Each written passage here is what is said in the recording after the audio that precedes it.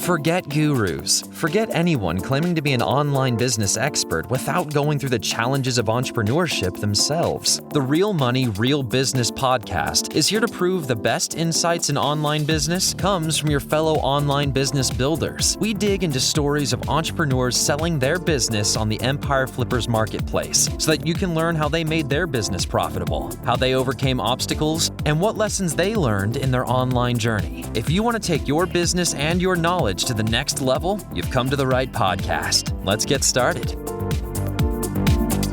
Hey everyone, welcome to the Real Money, Real Business podcast. I'm Lauren, and today we have Jason on the show, who's selling an Amazon merch and KDP business on the Empire Flippers marketplace. Hey Jason, welcome to the show. How are you doing today? Doing really good, Lauren. Thanks for having me. Yeah, wonderful. I'm really excited to have you on the show. It certainly sounds like you've got an interesting business on your hands. But before we dive in, I'm going to give the listeners a brief overview of the business. As I mentioned, this is an Amazon merch and Amazon KDP business. It was created in September 2018, and it's in the apparel and accessories and books niches. The average revenue for the business is $10,327 per month, and it makes an average of $8,553 per month in net profit.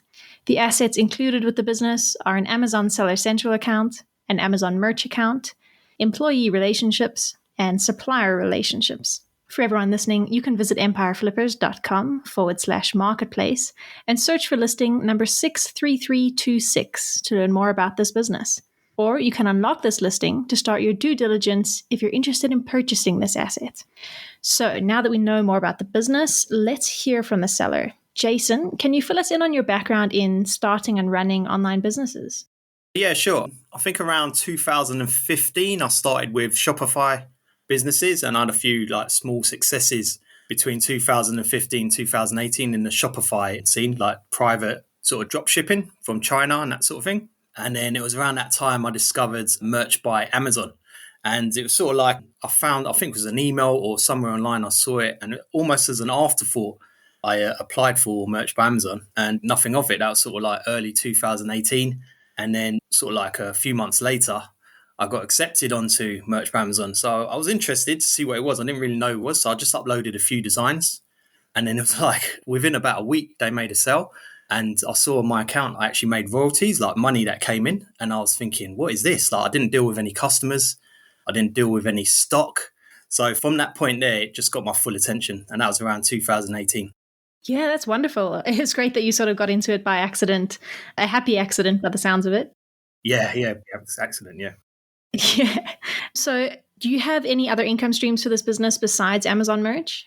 Yes, there's a KDP account attached to the Amazon account as well. Also, I've put some of the designs as well on Spreadsheet. There's about 3,000 or so designs on Spreadshirt. Okay, great. So why did you decide to diversify into Amazon KDP? Just seeing how passive the merch system was, and also your link to the Amazon platform, which has huge organic traffic, I thought, why don't you use some of the Amazon KDP account as well? Because it's totally free.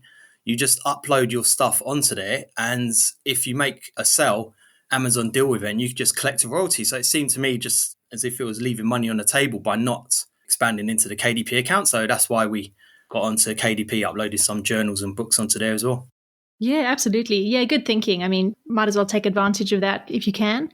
So you've got your Amazon Merch, your KDP, and the other platform that you mentioned. Sorry, I've forgotten the name of that one. It's on Spreadshirt. Spreadshirt, right. So what is the breakdown of revenue between those three platforms? Which one would you say is your main income source?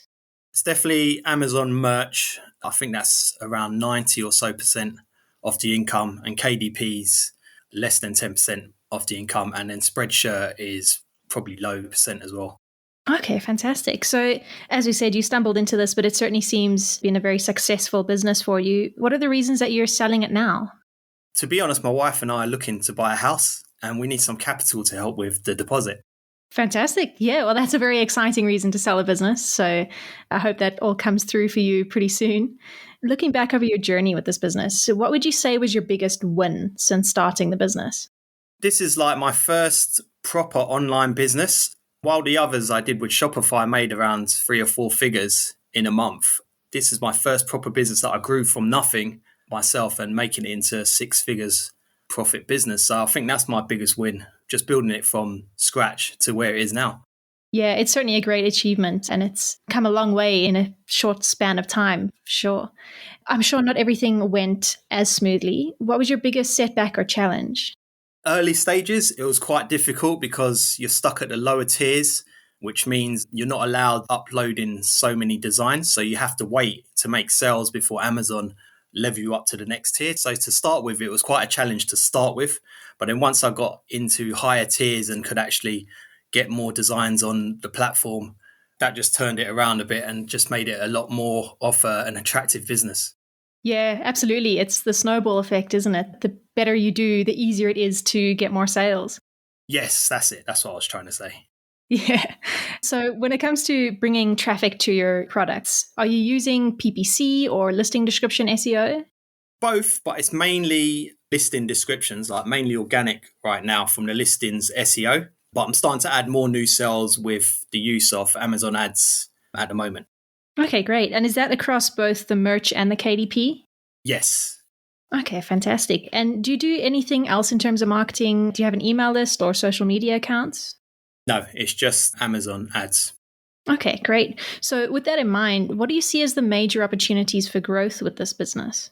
I think the most easiest, quickest, like immediate thing to grow the business is definitely get more sales on the products that haven't sold yet with the use of ads, because there's like over 100,000 products that haven't sold yet. So just getting those ranked means that they stay on the Amazon platform forever. So that's one of the first things to grow the business is get more ads onto those.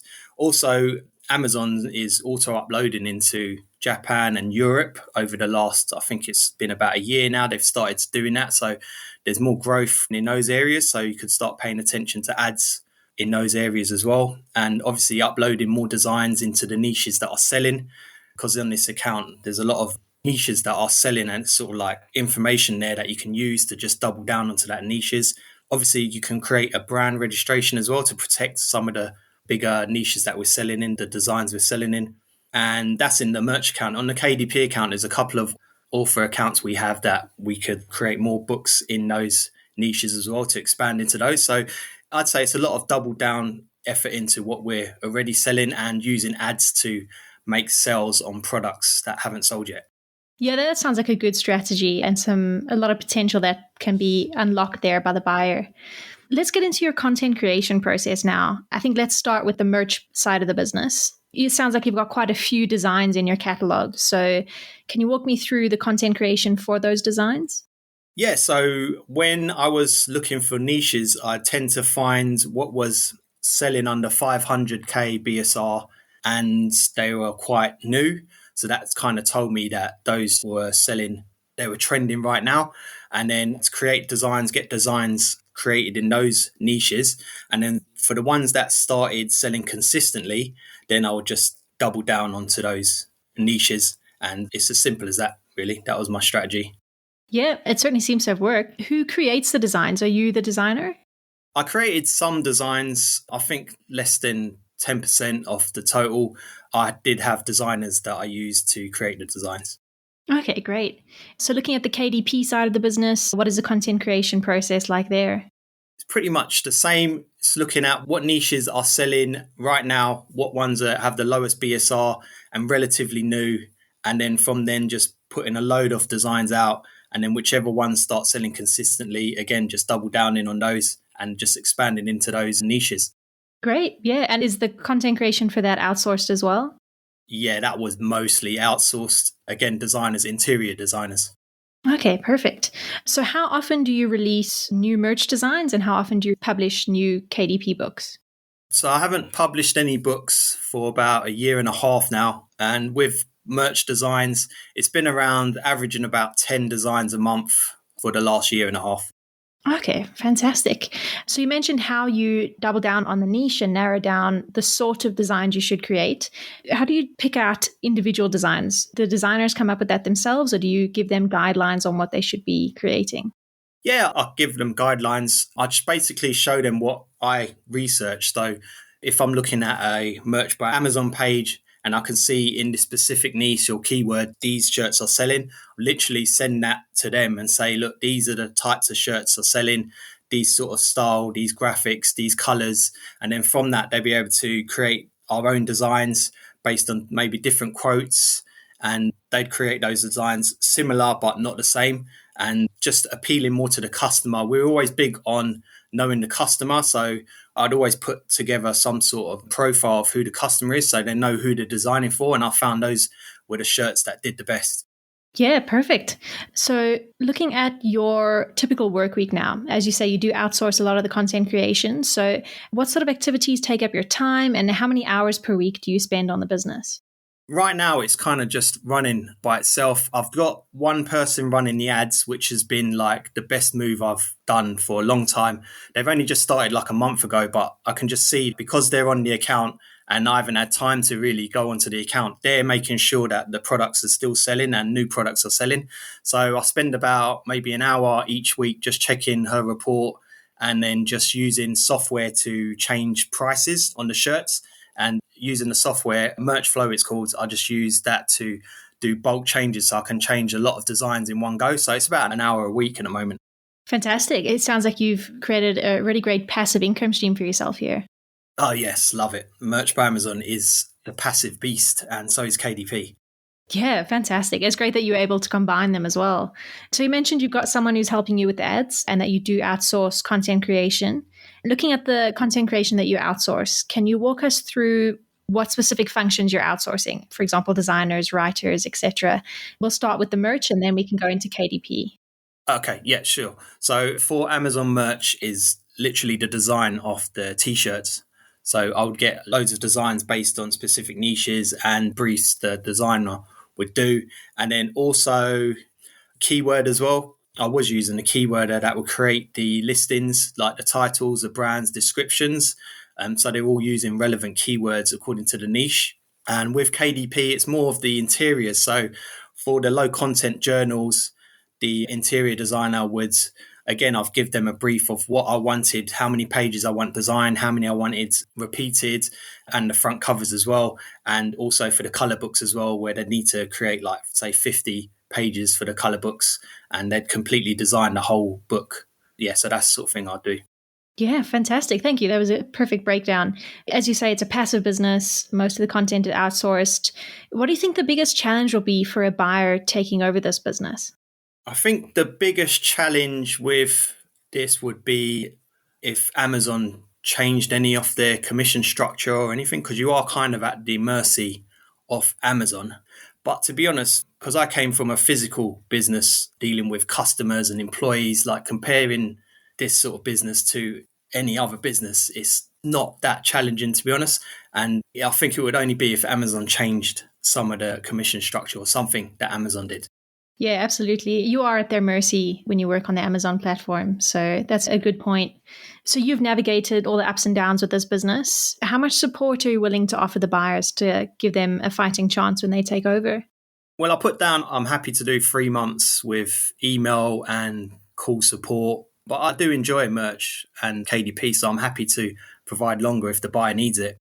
Wonderful. Yeah, I think buyers will be very reassured to hear that. When it comes time to actually negotiating the sale, would you be open to something like an earn-out agreement?